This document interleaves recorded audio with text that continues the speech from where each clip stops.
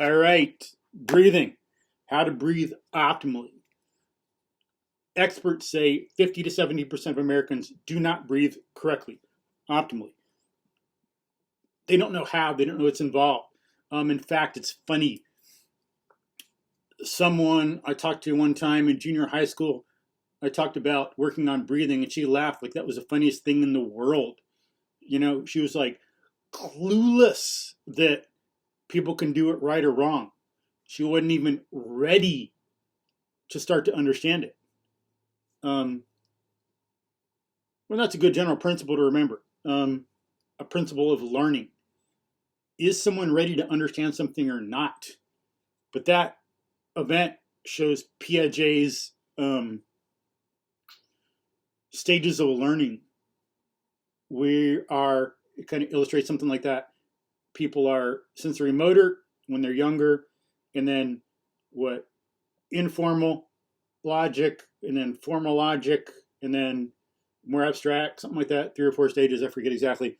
But at a certain stage, someone doesn't know the context or ability to think, to be able to grasp something. Just like what marriage means to an adult versus a 1-year-old is very different. A 1-year-old doesn't get it at all. So some people aren't ready for some stuff, but you look at someone like expert, most Navy SEALs, all of them or most of them, people in meditation, you could talk to them about breathing for hours because they get it. They're at a place where they need it, they understand it, they want athletic and fitness excellence, and they want optimal function, so they're going to get it. Some people spend a lifetime breathing, like studying breathing, get a PhD in it. But it's something we can improve. We have control over. We have some volitional control over. Whereas, I think, from what I've heard, humans do, but most other animals do not. They cannot control their own breathing. It's like more automatic. For us, it's automatic and somewhat controlled. But a lot of people nowadays do not breathe right because we've lost good traditions. We don't have good fitness role models about how to do things as a total human anymore. And it's not in physical education. I mean, what should physical education in schools be about? For one thing, there's not enough. It's kind of gotten rid of, but it shouldn't be about playing games. That's ludicrous. Who the hell does that? That's not physical education. Physical education. Physical education. Education is bringing someone from childhood to adulthood. What do we need to know to function well? Breathing is one of those things. The fact that breathing is not taught in physical education shows a systemic failure on the part of education and the culture. Not even every individual teacher, because I sure didn't know how to breathe for a long time until I got certified in this MoveNat stuff I do and learned how to breathe well and dug into it on my own and found out a lot more than what we did in the training. But a lot of good stuff. A lot involved in it. As I say, people can like study it and the breathing function and things involved in it for like as a scientist and like with the PhD, you know. So because of our culture also kind of forces on us, we're not breathing correctly because people are like slumped over and different things, or they want to like suck in their gut and look thin. So some things like that keep us from breathing well. Social conformity stuff, lack of good traditions, stuff that's in the environment, human-built environment we live in, has bad results. So, as a function, you know, sleep can be done less well or more well. Eating, digestion can be done less well or more well. It's a function. People can have like IBS, I think it is, and the little villi in the gut, these little like finger-like things, they give more surface area, absorb more food, they get eaten away, and the gut lining becomes more smooth instead of having like this little more surface area, little finger things on it. Can't absorb as much. Eventually someone can't absorb much food, so someone can be eating everything they need to be healthy, but they can't absorb it, so they're unhealthy. The function of digestion is compromised and not working right. Or if someone has some other disease, stomach acid isn't working right, the function of digestion is not working right. Or if one doesn't maybe chew one's food enough and things like that, there can be some less than optimal function of digestion. And of course with sleep, that's pretty well known. A lot of people know about how we can sleep better or sleep less well. We know how we function if we don't sleep well some night, the next day. And according to scientists, Ambien just knocks you out. It doesn't help you sleep. Sleep is a thing. It has a nature. It is a function with certain things that occur during that process. We can define it, just like we can say that is running, that is crawling. We can say that is a soldier crawl, that is a hand, foot, or bear crawl. So also we can say that is sleep, and that is unconsciousness caused by Ambien is not sleep, from what I've heard scientists say. But things can be done less well or more well. Same thing with breathing. We can breathe optimally, suboptimally, or in a really compromised fashion. And not enough people breathe optimally. I'll put some links to some videos in that too. I might have some links to some of that statistics according to breathing experts. But now maybe put links if I can find that, if I remember. But I think that's just what some experts say. I haven't yet found anything that's like in like Google Scholar or like PubMed or something like that about it. But so much to do, so little time. But you can see by looking around, a lot of people, watch movies too. Too many people breathe out of their mouth instead of through their nose. So, and this will help you to breathe right. So there's not enough people do it right. It's a function, something we can do less well or more well. And it's important to breathe well. You look at traditions, martial arts, yoga, meditation. Breathing is important in those for a reason. If it doesn't matter how we breathe, why in martial arts is breathing a certain way important? Why do they say breathe behind the shield and things like that? Why do, although this is a newer thing, not a tradition, but in like Strong First, kettlebell company with technique and stuff run by Pavel Sasulin and others, you have a certain method of breathing. It's important. Or like snipers, they can't just breathe however, they have to breathe for control. So it's something important, helps with optimal athletic performance, lifting, jumping, running, throwing, martial arts, whatever, everything, everyday life. If you can control your breathing and work on stuff and you're breathing better, you'll be less stressed. If you're breathing in too fast, you're going to be more stressed.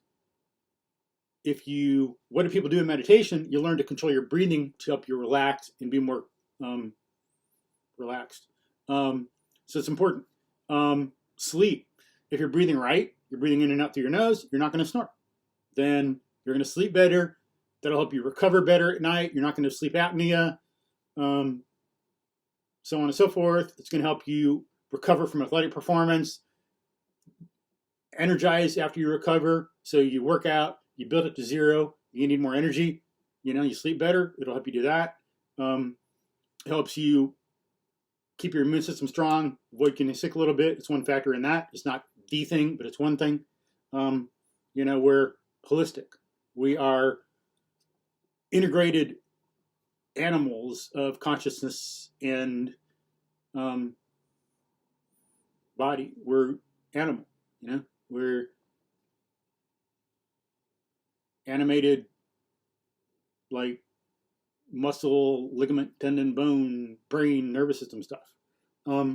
But we are complex, dynamic, biological feedback systems. So different things. So we're like multifactorial. It's not like one thing will improve everything all the time. But we need to breathe. It'll help in all these different areas. Or like in school, taking the SAT, you're stressed. You want to relax more, be able to think more. Then if you can breathe, right, you get more oxygen into the brain. You're able to think better, stay relaxed, stay energized, stay focused, feel like you can attack the thing instead of get all tight and defensive and feel like you're being attacked. Breathing will help. So to breathe right, so there are some preliminaries. It's important. We can control it. Breathing is important in all kinds of different areas of life. Not enough people do it correctly. And then we see some ideas here, since this is a function, well, we can start to think, what can we do with sleep? What can we do to make our digestion better? We can think about those on our own, dig into it and all that. But breathing. So first thing to try to do, breathing out, in and out through your nose, or at least in through your nose, out through your mouth. And it's contextual. Some people have to breathe in and out through their mouth all the time, like someone I know, I think Afghanistan, IED went off, facial reconstruction surgery, cannot breathe in or out through his nose. Not possible. Got to be through the mouth or die. Or some people, they have noses that are way too narrow, too pinched, can't get much air in and out. So maybe if they're doing everyday things, they can breathe in and out through their nose. But in more strenuous activity, physical exercise, running, they'd have to breathe in and out through their mouth, get enough oxygen. Maybe they could have an operation. Maybe you can afford it. But for most people, in and out through the nose. Make it a habit, please. Or you might find, like, if it's colder out and I'm outside, I'm a little congested, I can breathe in through my nose, but it's harder to breathe out. So it's in through my nose then and out through my mouth. Then it's easier to breathe. Otherwise, it's like difficult or impossible. I wouldn't be able to maintain much volume or athletic intensity. Work on that. Let it become habit. I found interesting, it was cool when I started breathing in and out through my nose. And then I noticed one time, like, I'd wake up from sleeping and I'd be like breathing in and out through my nose. It's like, whoa, that's so cool. Yes, I got it. So that was a good sign that it's become habit, automatic. I just do it without thinking. It's become part of being in the system. It hasn't expanded to everything I do everywhere, but it's a good sign that it really is in a broader context and more habituated. And then it will help. Someone I listened to, some doctor, I forgot which podcast, he said he used to breathe in and out through his mouth. And when he was sleeping, he would get dehydrated. So he'd have to drink a lot of water at night. And of course, whoever talks about breathing, it's not in physical education or anything. So he didn't know any better. You don't know any better. It's not out there. Common knowledge. It's not tradition. You're not going to get it. Just like most of us. I didn't get this breathing stuff for a long time. I was breathing wrong for decades. I'd snore, mouth would dry out, stuff like that. But him too. He said in the podcast that he would have to wake up a lot, drink a few glasses of water, and then of course you got to go to the bathroom. And when he started breathing in and out through his nose, he'd stay hydrated. He wouldn't have to drink water at night anymore. I noticed something like that happened to me. I was at a park, summer, Gulf Coast. It's like 98 or 100 or something. I'm out running around, walking at this park, sometimes without knowing it, after being out for a while, without thinking about it. I noticed I was breathing in and out through my mouth years ago, and I'd notice I'd be dehydrated, so I'd close my mouth. The feeling of dehydration and dryness helped me see that I was breathing incorrectly, so I'd work on breathing in and out through my through my nose. So it'll help you stay hydrated as well. help you sleep better, not wake up? Can you snore if you're breathing in and out through your nose? Not possible. Snoring occurs here. Sleep apnea, snoring, that's when you're breathing in and out through your mouth. You know, mouth is open. If it's closed and we're breathing in and out here, sleeping well, not going to happen. Excuse me. So, start the backup video again. Phone call came through, video got stopped. Make sure I back up in case this stupid thing fails again. I've already talked about breathing. 25, 35 minutes, and then nothing was kept on the recording. That is annoying. But, so work on breathing in and out through your nose. Make that a habit. Then start to think about using your stomach. Some people will breathe through their chest because it's like suck in the gut or something, stuff like that. So see how this one stays still more and this moves.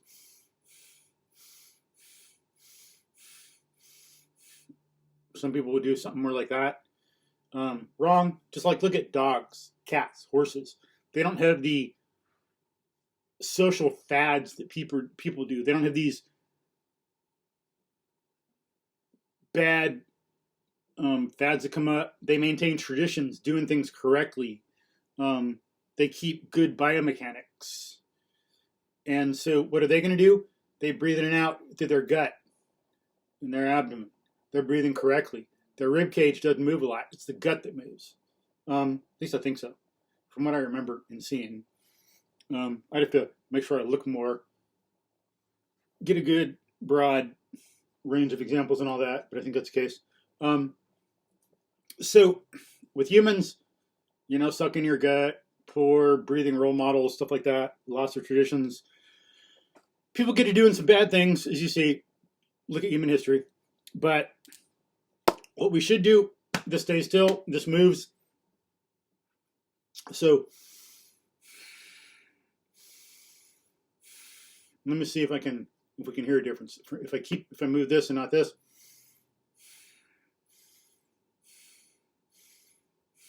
That's the most I can breathe.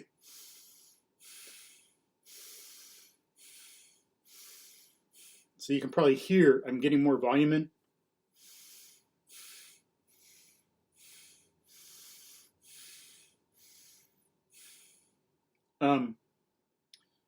So try to work on that. Remember, the rib cage can't expand. You can't give much volume in. This can expand more. It's looser than your ribs. They're harder. They're not going to move as much. So try to do that. Work on in and out through the mouth. And then give time for the brain and nervous system to get used to that, for it to become a habit. So you have something to build onto. Because nervous system building, brain function, ligaments and tendons being used again, having to get the nerves working again, and maybe that they haven't been, and they're tuned out, and you got this habit of breathing here. So you got to break the habit, get these nerves working again, get the muscles and ligaments and tendons working again. Give it time. Be patient with yourself, please. So you can just sit down in a chair sometimes, you know, as people do too much nowadays. They're sitting in chairs. When you're sitting in a chair, think about how you're breathing. Be volitional and mindful about it a few times a day. Maybe make an alarm or something. Practice breathing for 10 seconds. Think about it. And then go back to your stuff. And then do it again an hour later or whatever, 2 hours. Then when you get home, doesn't take very long. You're driving in your car. Even without your hands there, you're going on the wheel. Push out. Them. So in and out through the nose. Let it become a habit. Get the nerves working. Get this stuff working. Get back to working again. Get used to it. Then here, ligaments, muscles, nerves, and all that. Then think about breathing 360, not just here. Sides and back should go out too. If you're sitting against a chair, think about pushing against the back of the chair. Or try to see if you can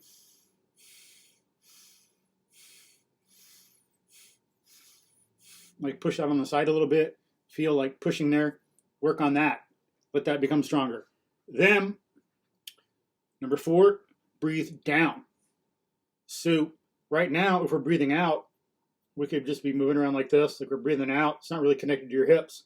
Think about pushing down into your hips, so the hips and the stomach and abdomen become connected because you're pushing down. You get this?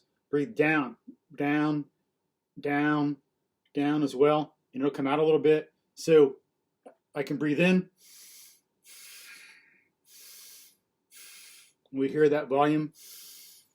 My hand's coming out. But then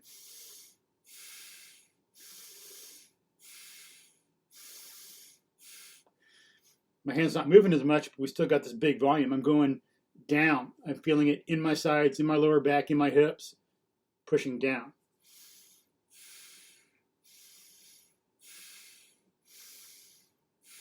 Okay.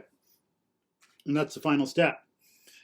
And then if you're sprinting sometime or doing some really hard work, you might find you need like what at least I call a 2-stage breathing.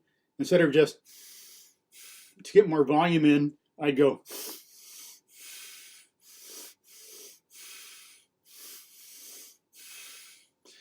to really try to make the most use of all the volume and capacity I have in the rib cage and abdomen. I'd breathe down first and then expand everything else I could.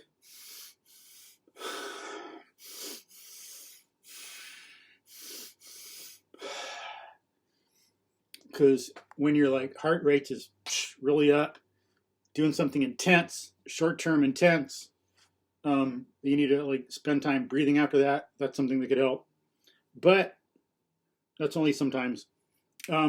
So breathe in and out through your nose and work on going down eventually. Okay, and then make it a habit. Then we'll be breathing more optimally. We'll be doing diaphragmatic breathing. People call this belly breathing, but that could be mistaken. Like I used to at first. Oh, belly breathing, so my belly comes out. And that makes sense. That's what a lot of people would think. Diaphragmatic is too long of a word to think of belly breathing, but breathe down. Make your diaphragm go down and engage. Then when you relax, it helps push the air back out. And then the thing to work on is when you got some of the mechanics right like that, in a month, 6 months, 3 months, a year, however long it takes you, depending on where you start, it'll be different for people, how much time you have to put into it, kind of how fast you learn different things. Maybe you're good at learning like when you're reading, but not so much like physically. Maybe someone has a lot of physical capacity, and so they're used to learning some things physically more, and so they can get this faster because they got a lot of other stuff wired in. It'll vary. But then work on number of breaths per minute, please. So try to get down to 5 to 8 breaths per minute. Just like we don't have 8 hours of sleep a night. That's ridiculous. We need a little more, a little less, depending on what we've been doing, and each person individually. In our state, like if someone has the flu, they might be sleeping 12 or 20 hours for a few days. No one ever reasonable says, oh, 8 hours, that's all I can sleep, I better get up. Even though they're like tired and want to fall asleep and can't really think straight while they're semi-awake. When some people have the flu or they're really sick, you got to sleep. Or if you had a hard workout, sometimes you might, for a day or two after that, you might need to sleep like 9 to 12 hours to recover because it's so draining physically and neurologically. A lot of people don't get the neurological aspect, but powerlifting, stuff like that is a big neurological drain. It's very neurologically taxing, so we need sleep. Really depend on things like that. But same thing with water. We don't have 8 glasses of water a day. That's like ludicrous if it's in the summer. no way in hell, if I'm outdoors, am I going to have 8 glasses of water and stop. I'll have a gallon sometimes. Sometimes all I have is like 5 glasses of water. It just depends on my condition, the condition outside, how much water I've lost, and then that 8 glasses of water thing is silly anyway, because the original thing, I think, was just from a Reader Digest article from what I've heard, and it was 8 glasses of water in everything we do, but that's been lost, that idea of where it comes from. We don't need 8 glasses of water separate from what we get in food. If you have soup and some tea and maybe some other stuff, maybe you have like soup for lunch, stew for dinner, it's got water in it. That's part of the 8 cups. You don't have like 8 glasses of water separate from that. That's like ludicrous. It's going to depend on what you're doing. But likewise with breathing, it's going to be 5 to 8, more or less. There's not like some single number that's magic for everybody, no matter what. And if you're walking around versus sitting, it'll be a little different. But when we're in a resting state, when you're exercising, you'll breathe more. But in a resting state, go for 5 to 8 breaths per minute. I think from what I've heard, too many people breathe like too quickly and too shallowly, like 20 times per minute or something. So 5 breaths, if we have 60 seconds, 5 breaths, or 8, this is 12 seconds per breath. That means in and out, in 6, out 6 to make 12. This is like, 8 times 7 to 56, 8 times 8 is 64, so it's like 7 to 8 seconds per breath. So it could be like 3.5 in. To get a range, I'll just go with 7. So this would be like 3.5 in, 3.5 out, 6 in, 6 out. Work your way down to that slowly. Maybe see where you are, see what things feel like. What does 12 feel like? 12 breaths per minute, like 2.5 in, 2.5 out. What does 10 breaths per minute feel like? 3 in, 3 out. And use that to see where you are, because it'd be hard to like count and be conscious about it and still do it kind of naturally. But work down to 3.5 and then 6. So this, if we're doing something like that, it'd be like,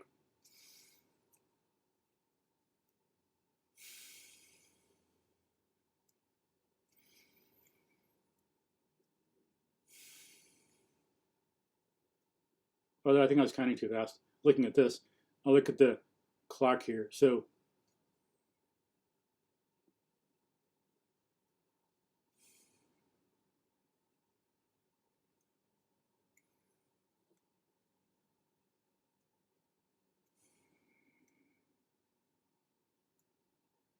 it'd be like that. Or for 6, like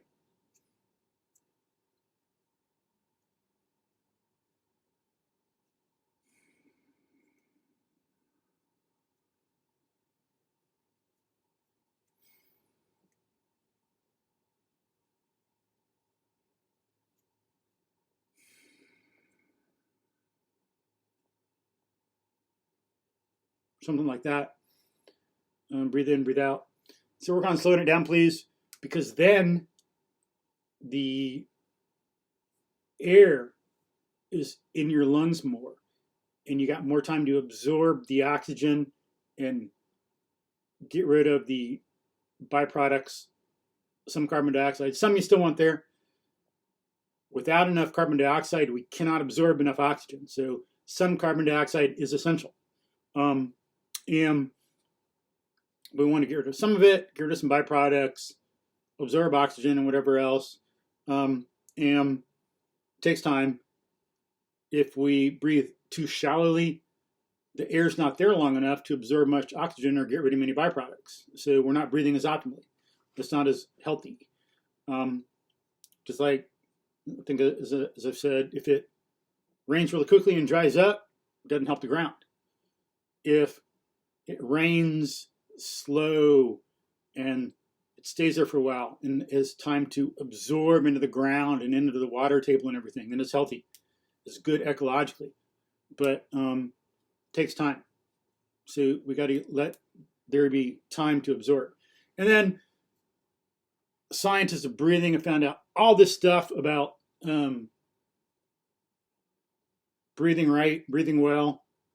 When you breathe in and out through your nose and do things at a good rate and all that, then there's factors of pH and oxygen partial pressure, carbon dioxide partial pressure, total pressure, all this stuff that goes on that helps you optimally breathe and absorb oxygen and get rid of some byproducts. Otherwise, we don't do it as well.